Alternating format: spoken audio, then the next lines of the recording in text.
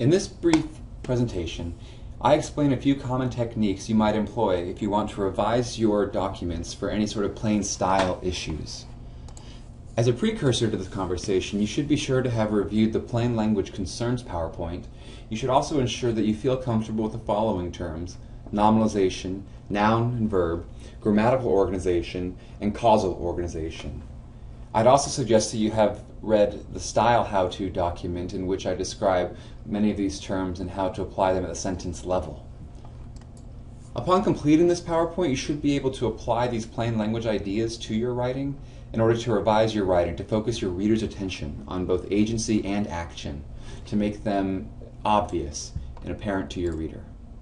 As a quick redux or reminder of that previous presentation, I want to quote from the plainlanguage.gov website, which recommends that we use techniques such as logically organizing our writing with our readers in mind, that we should employ pronouns like I, you, we, that we should employ active voice where possible, as well as short sentences and common everyday words. Many people whom I've spoken with this semester have remarked that in the past teachers have told them that they should not be using pronouns like I in their writing. As with any rule, you should always question absolute rules, such as my observation to always question rules. Whenever someone tries to offer you an absolute rule, such as never use I in writing, it's up to you to determine if the situation calls for it, so you need to be keenly aware of that. I want to go through an example in this video in which, as you read the sample text, and I'll read aloud as well, focus on whether or not you're able to understand its contents.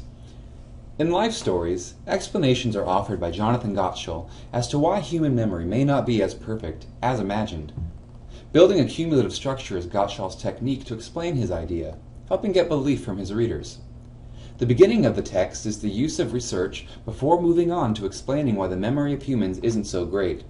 Next, Gottschall's examination of autobiographies is used to show that many people are subconsciously wrong about their pasts, supporting the argument's basis and proving that memories are flawed.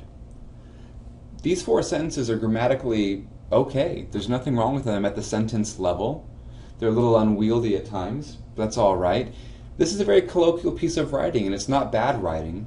However, it's not good academic writing for several reasons that I want to illustrate here.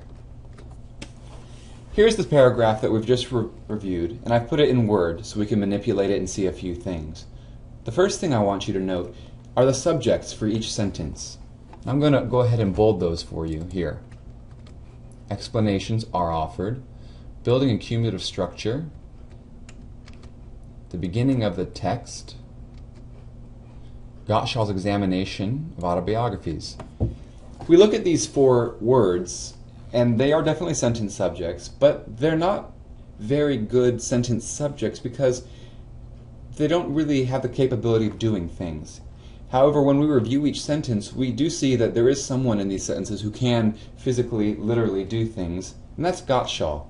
For that reason, when we see these nominalizations, such as explanations, building, beginning, examination, these are actions that humans are capable of enacting, yet when we focus on the noun, we either need to have a reason to do so, or we need to think, well, why not put it in terms of the actor?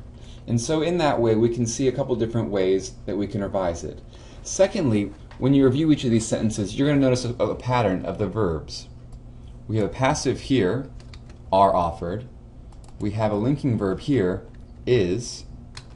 The next one, we have another linking verb, is, and then another passive here at the bottom. When you look at this pattern, whenever you see to be verbs, you want to be curious about these and think, is there a better action here I can be more focused on, or focus the sentence to focus on for my reader? Passive voice has nothing inherently wrong with it, as Constance Hale notes in her text and as you've read now. The idea, though, is you need to employ passive voice strategically and with an end in mind. If you're reproducing your own speech patterns and you employ passive voice, that's a good first draft. However, if your question is to ask, can I write this sentence more directly so my reader is more likely to understand it? Well, now you have a question to ask. So let's look at the sample text revision I offer you. In life stories, Jonathan Gottschall explains why human memory may not be as perfect as many imagine. To explain his idea, Gottschall structures his text cumulatively to build his idea. As he begins to explain his idea, he draws on research before he explains why human memory is not perfect. Next, he examines autobiographies to show that many people are subconsciously wrong about how they recall their pasts. Again, we turn to Word to look at this paragraph so we can physically manipulate it. I'll treat it exactly the same and ask the same two questions. Who and what are the verbs? In the first paragraph sentence, we have Jonathan Gottschall. In the second, Gottschall. In the third, the pronoun he referring to Gottschall. And then lastly, and again, he once more. So we have a focus on a human agency, one who has the ability to act. And so we ask the next question, what are the verbs that the character, the actor, is enacting? We see explains, structures, draws or draws on, and examines. These four verbs are actions that only an actor can enact. Okay, how do you feel about how these two pieces of writing compare? They are very similar in content. This one, however, we might describe as being easier to follow. Why is that? Well, for many possible reasons, depending on your reading skills. But the idea here is that in making clear to your reader the agency, and in making clear to the reader the action, you're able to help the reader to move through the sentence more quickly, and with the content he or she will need to make sense of the end of the sentence.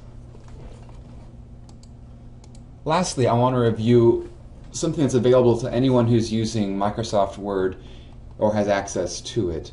But Word has built-in tools that you can use to actually qualify through quantity the idea of your writing, the quality of it. And so Flesch-Kincaid readability statistics are just one way you can enact this. If you're curious about this, when you go to Word, you can actually turn this on inside of Word when you go to your View, Spelling and Grammar. It'll ask if I want to check the rest of the document. We'll say no. We get these statistics. You may have to turn this on inside of your options, but it gives us information, pretty basic information. How many words I have highlighted 18 words, therefore 18 words. Characters, paragraphs, sentences, then a bunch of averages.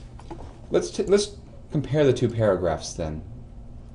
If this first paragraph is the one that we qualify, and we don't focus on anything else, we see that there's some interesting statistics here at the bottom. Half of our sentences are passive. Well, what did we say earlier? Sentences 1 and 4 are passive. Okay. What else?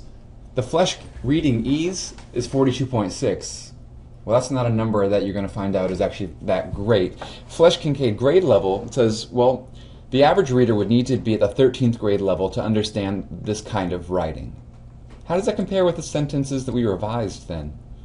So we again highlight the section we want to quantify and qualify, and we get the statistics.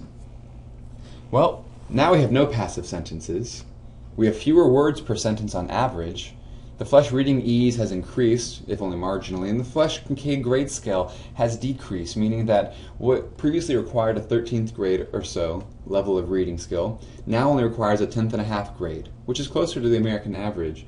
In this way, you're able then to see how is your writing performing at a statistical or mathematical level.